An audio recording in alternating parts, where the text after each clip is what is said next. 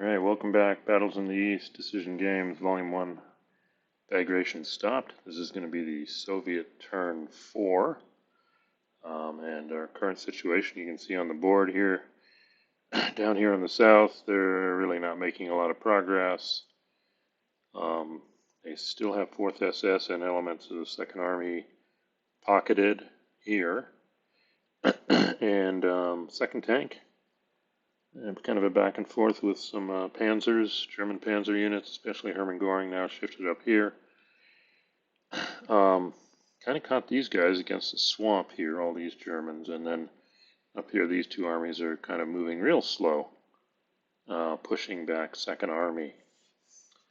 This turn, we're starting off here. We start off with the air support, and I believe I rolled a 3, which gave the Soviets air support.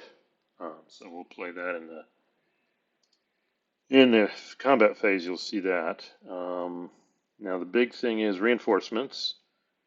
Soviets get 70th Army down here on this hex. It is in attack supply. It's not it's not going to get very far. It's all infantry, all rifle divisions here. They'll probably get this far here. But next turn they should be able to help reduce here. But the big event from the Soviet attack point of view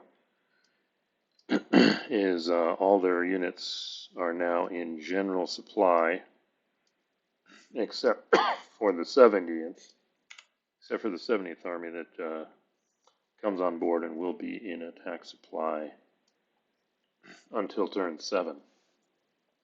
So, key point here is looking at the rules, and I almost had to do a correction video. I actually played this wrong. If you read the clarification rules, turns 1 to 3, these Soviet armies are in attack supply. Turn 4, not in attack supply anymore. Turn 4 to 7, 70th Army is in attack supply. But the key thing here is the onboard armies can't one at a time start being in attack supply until turn 5. So literally on turn 4, only one army is in attack supply. And they're not in any position to do much except try and move up here. So initially I thought one army would start being in attack supply on turn 4, but that is not true. And when I previously played it, I put 2nd Tank in attack supply, and they were literally all the way up to here by the time I was done. They blew past here, and then they mech'd up to here. But we're going to see now that, no, they're really in general supply. That kind of changes things, and I caught that. So, in hindsight, the Germans turn 4 is their turn, or end of turn 3. End of turn 3, they can do attacks, and the next turn, the Soviets really, they can reply, but they won't be in attack supply. Only this army is, so that means all the other Soviet armies on the board right now are in general supply, which means halves on attacks, not overruns. Mech move is quartered, so that'll slow them down here. So here we go, and that's the setup here. We got the supply. This guy's still out of supply because the swamps are blocking. These Germans are pretty much out of supply. These Germans are out of supply because there's a major river here, and we got swamps here, so they're sealed off also.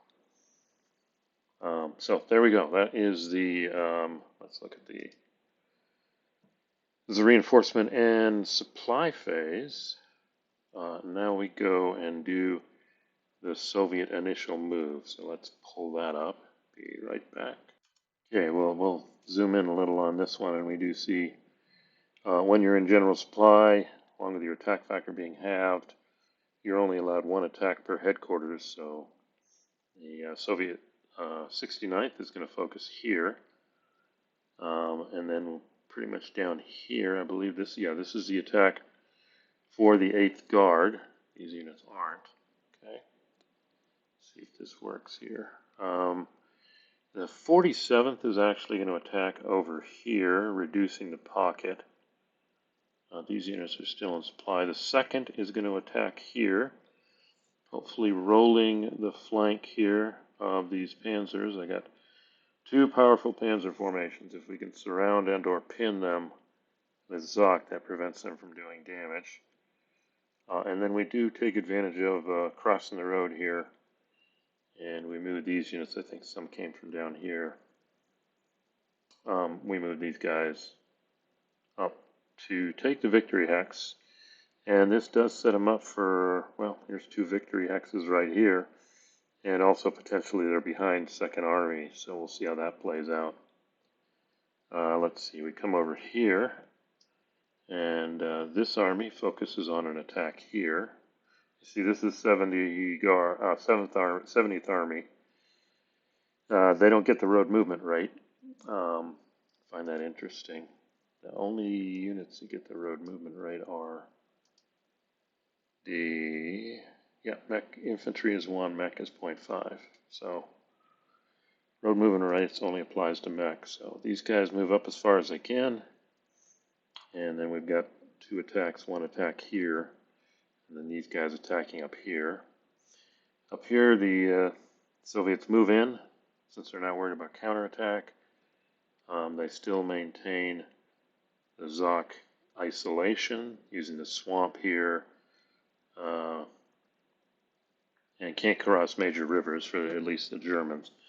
So all these units are out of supply, and these Volksgrenadiers especially are not going anywhere. Can't go here, can't go here, can't move Zoc to Zoc, so they're all stuck. This guy potentially could move, but he's only going to get one hex, and these two, so these two could move. But they're only going to get one hex thanks to these guys, Zoc here. So we're trying to tie these all units down. And we've got the same thing here. They're going to attack here and hopefully finish off this guy, the 48th. And then we'll see how that plays out. So let's see, the big event center are trying to reduce the pocket here. And, well, they're across the river here. And we'll see if these guys can roll the flank here and pin down. I believe this is the 19th Panzer. That's a pretty powerful formation. All right, so that's their move. Let's go next to Soviet combat. Be right back. All right, working our way down here. The Germans, this is one of the few units on the board that gets a 2L. So he applied 1 to this attack to bring it down to 3-1, 1 to this attack to bring it down to 3-1.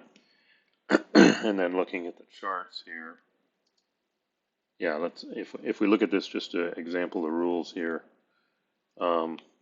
this headquarters provides no shift. So basically the only shift was the 1L coming from over here, but they got lucky and rolled a 6, which is, well, a 1. So they didn't go very far. They just went. He can come up here because those Zocs don't extend. And this guy decided to advance across the river. So again, slow progress. Moving up here, we had a 3-1 on 3, and that means each side loses 1. And these guys, well, I don't see the movement trail, but they retreated from here.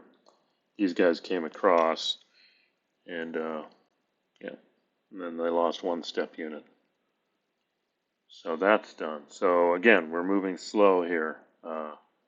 Don't really think, unless they can get behind them, and force the retreat through Zoc, force the step loss, the Germans will just kind of be slowly moving back, especially if they keep doing just attack supply. Here are the remnants of the Polish army. Their 3 rifle divisions are just sealing this river. If we come up here, we did use the air power. We had a shift, and this is an interesting, just to show the rules again. Let's see if I can see it here. Let's see, but never less than 1. So we see here in general supply that support shifts are halved and DCI are halved, but never less than 1. So, and they're separate. And the air support does add 1. So in theory, I had a DCI of 1 here, never less than 1. And then this one threw in, but 3 is down to 1, so it's a 2 shift. So basically they got 2 and 1 is 3 is 4. 4 shifts. They got up to 9 to 1, but they rolled at 2.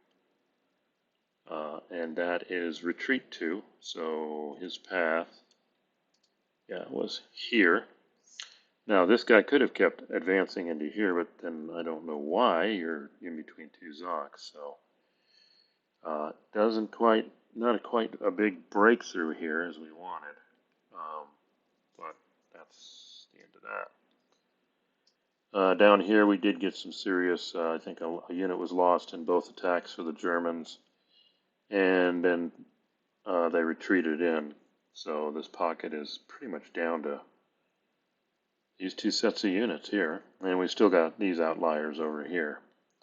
So they are slowly reducing this. Hopefully the 70th now will move up and assist or cause some damage here, freeing up these guys to move.